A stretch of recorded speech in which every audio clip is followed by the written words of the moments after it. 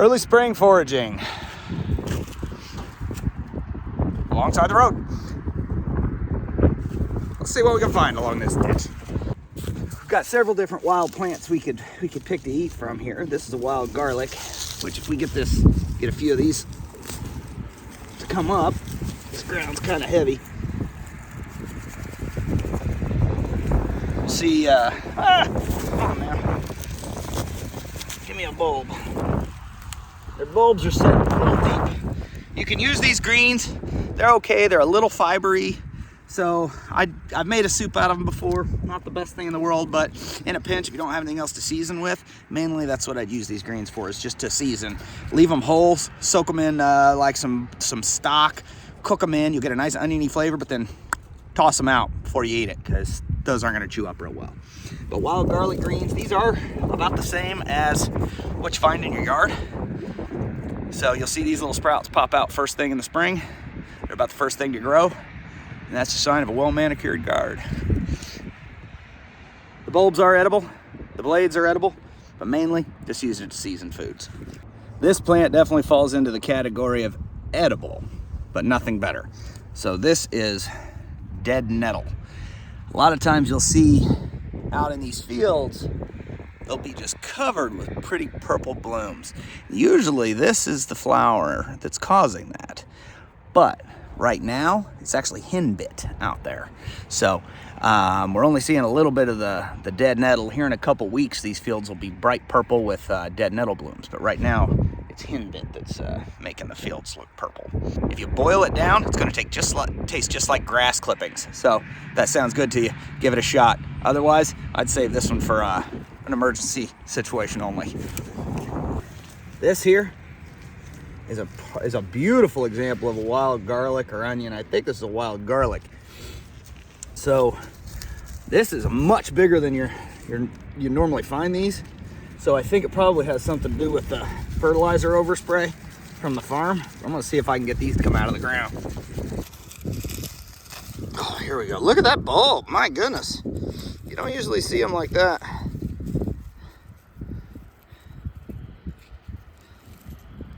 So it almost looks more like a leek.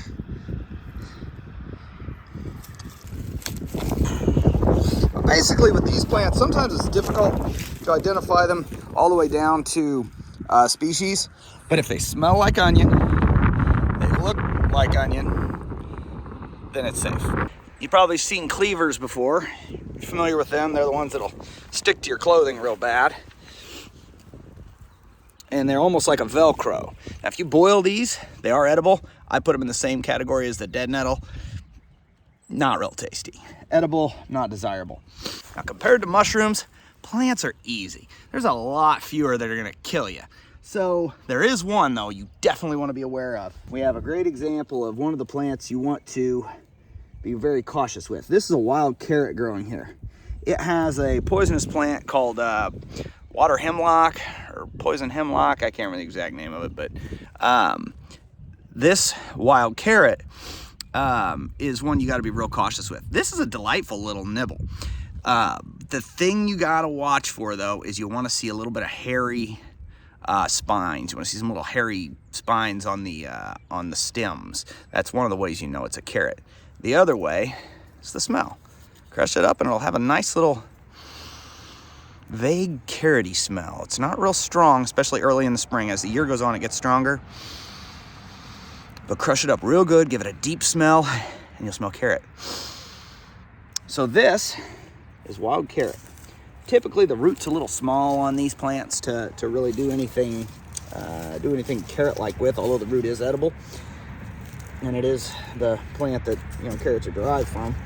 But now if you see a smooth stem, you want to be real careful. That's the plant called poison hemlock that will mess you up. It's one of the most poisonous plants known to man, so you definitely want to avoid that one. Now if we step out into the field here just a little bit, we're going to see henbit.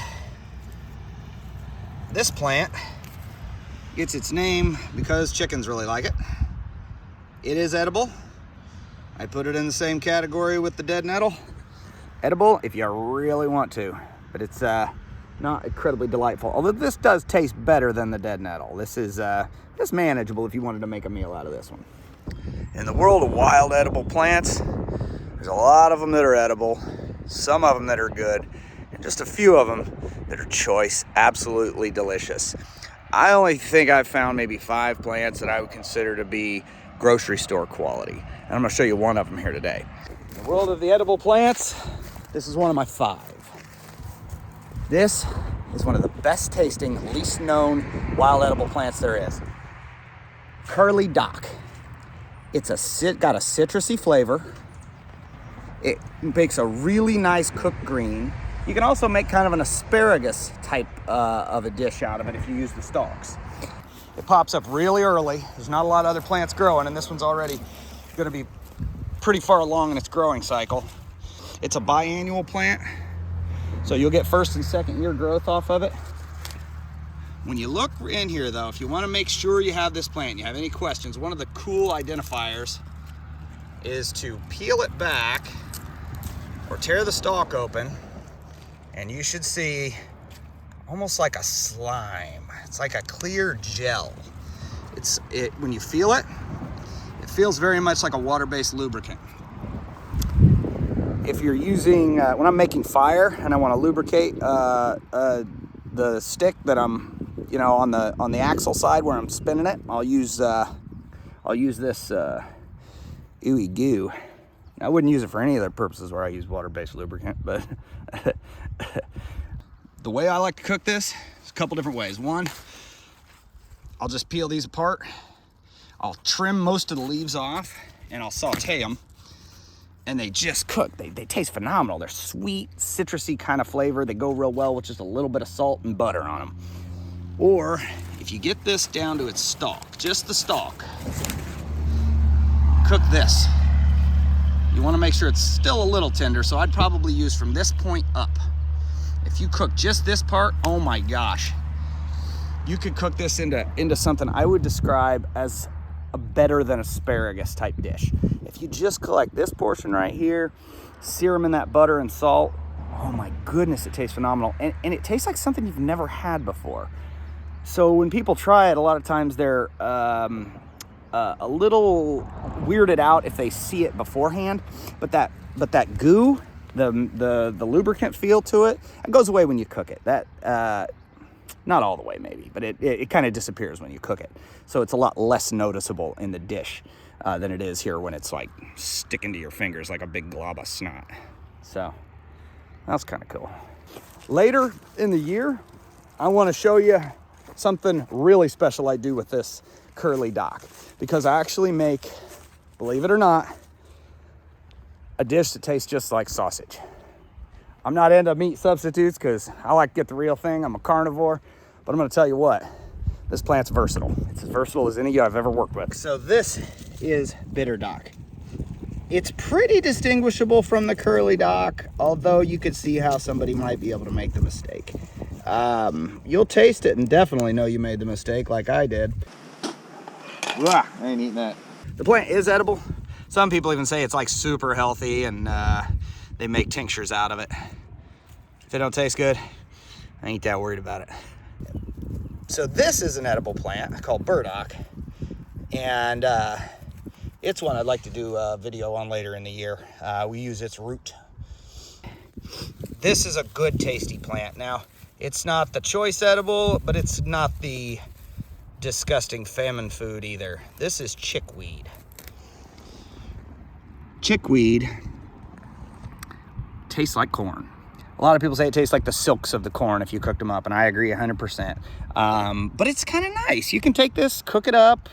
You're not going to want to eat a ton of it, but for a little side nibble on a day when you're out learning some wild foods, this is good. This could actually hold up on any meal, any dinner you make at any evening as a side dish. So you could always try adding a little small quantity of chickweed. It has little white blooms, and if you smell it, it has a very slight corn smell.